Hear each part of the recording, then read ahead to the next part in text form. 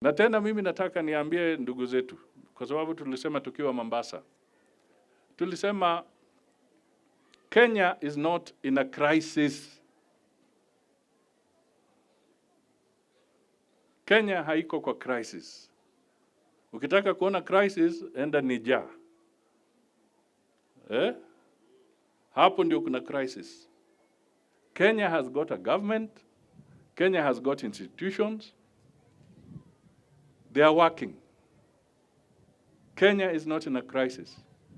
In fact, wale wanafanya mazungumzo kule Niger, wakitaka holiday, watakuja hapa, wapumzike baada ya crisis ya huko. Kenya is literally a holiday home in Africa. It is a holiday home. It's not a nation in crisis. Kwa hivyo ni vizuri tuelewane na tusaidiane kwamba these are issues that we can solve locally. And we are committed as Kenya Kwanza that the issues that we want to deal with are very specific. One, let us clean up the area around IBC. Two, let us make sure that any residual problem on CDF is sorted out so that CDF matter is put to good closure. Let us deal with the gender issue so that we can fulfill what the Constitution requires on matters of gender. That is agenda item number 3. Agenda item number 4, the President himself had already sent a petition to the Speaker of the National Assembly to say that he would like that there be a formal office of the official opposition so that it is integrated properly into law. And the fifth item, now they want to discuss the office of the Prime Cabinet Secretary. Those are the 5 items that were raised and that constitute the agenda before this conversation, the teams that are going to converse. Kwa hivyo, sisi tunasema tuko tayari. We will negotiate on these items in good faith, but we want to make it clear that the government that has got the mandate of the people of Kenya is the government of William Samoei Ruto, and he's the president, and he should be allowed to do what he has to do. In Kajiado, the governor who has the mandate is Ole Lenku, and he must be allowed to do what he has to do. That is as simple as that. You cannot be the government of William Samoei Ruto and then you are implementing the policies of the opposition. It's not possible. You cannot be Governor Ole Lenku and he's implementing the policies of the people he defeated. He must present his case. He must present his policies, because it is on the basis of those policies that he was elected. So he must fulfill his mandate. Kwa hivyo watu wasituletee kwamba tuliwashinda lakini wanataka tuwatekelezee polisi zao. Pana wangoje 2027 mchezo ikiwa hapo kwa uwanja, wakishinda waendelee. Lakini tukae kama Wakenya. That is the message we want to push across, and we assure you that we are okay. Climate change is important. In early September, President wa Taifa Letu is holding the summit of the Africa Summit AU for climate change. Haya maneno yanatusumbua sana, and we need to pull together so that things can be good for everybody. We must all denounce violence. Sisi wote tukatae katakata kwamba hatutaki fujo kwa siasa yetu, kwa taifa letu. That is what it should be. Na hata wakati ndugu zetu wanaongea kutoka kwa upande wa Azimio na kutoka kwa upande wa Kenya Kwanza, we expect them that as one of the very clear resolutions that must come out of those talks is absolute denunciation of violence by any party in order to resolve political issues in our country. We are tired. Tumechoka. Violence does not solve anything. And yesterday, I was in Western Kenya, but I'll say what I said there. In 2007, 2008, there was extreme violence and destruction in this country after the elections. And I am speaking when I'm in a church or in holy ground. Members of the East African business community from Uganda who lost their trucks, they lost their businesses, they lost a lot, there was a lot of damage. My dear congregants, do you know that they went to court? These people who lost went to court. High Court of Kenya, they won round one, they won the first time. The government of Kenya appealed.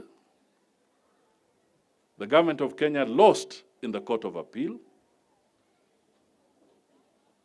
There was a subsequent appeal again. Again, the government of Kenya lost. Now, because of the violence, those people went and said that the government of Kenya failed to protect their businesses and their vehicles when they were passing through the transit. Do you want to know what the shocking news is? Do you want to know? Do you want to know? You really want to know? The judgment against the government of Kenya is a judgment, if you now include penalties and interest, of $185 million US.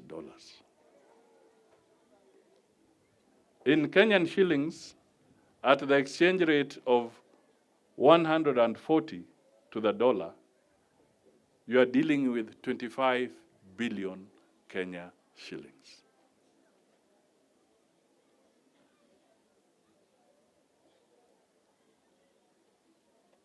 Governor, what is the budget of Kajiado County?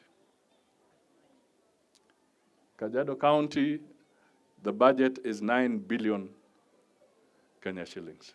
So through destruction, through violence, through destroying people's properties, the government of Kenya now has a liability of 25 billion shillings because of maandamano.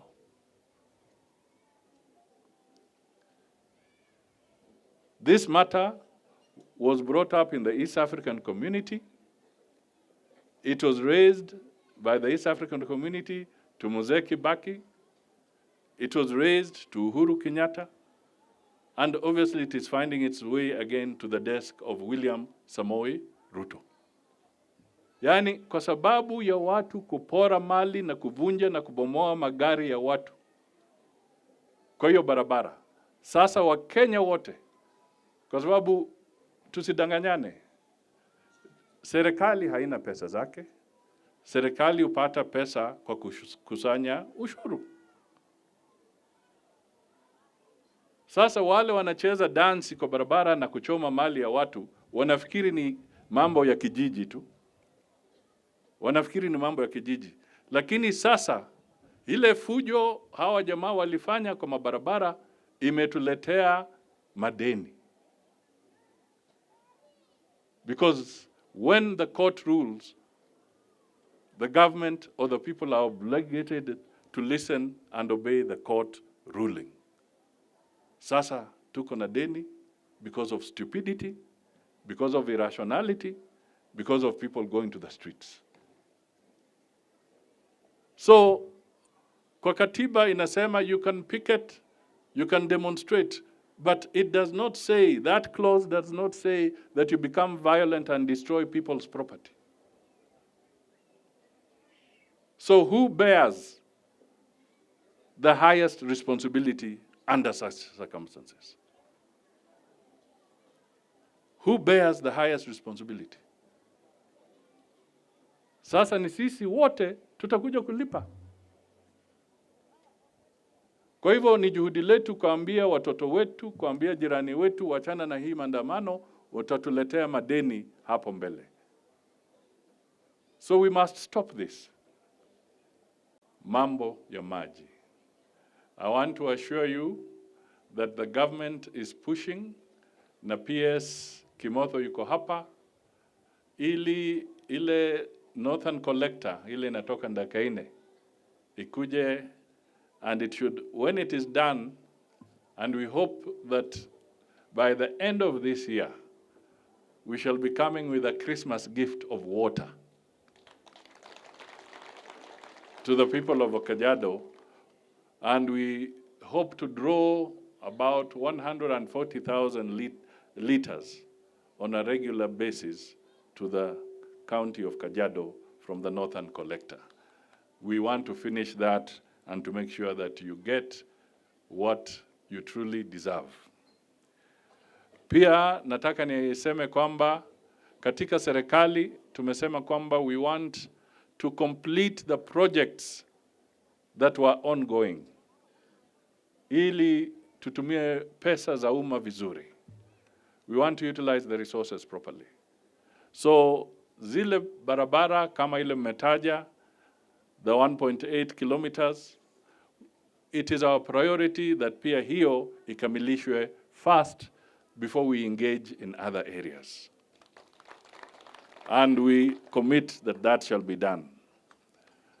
Pia hii muji ama hii county, it's a very complex county, and I know Kenha are working, the designs are complete, kwamba the dual carriageway ambayo itapita hapa, iende paka Kiserian, that again becomes a priority so that it can open up the traffic flow in this county.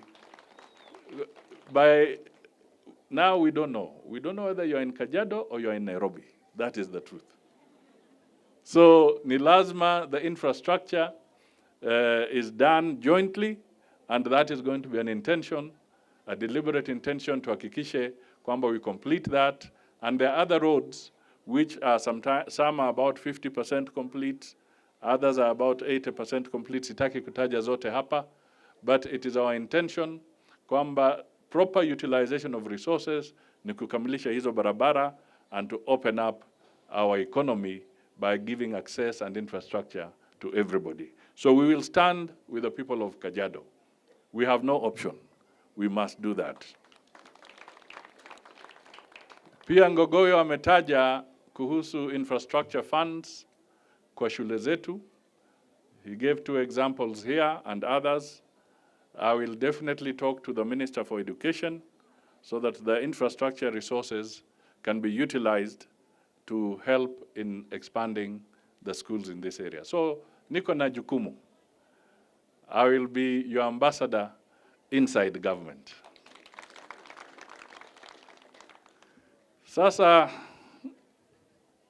the governor has also mentioned the looming wildlife and human conflict.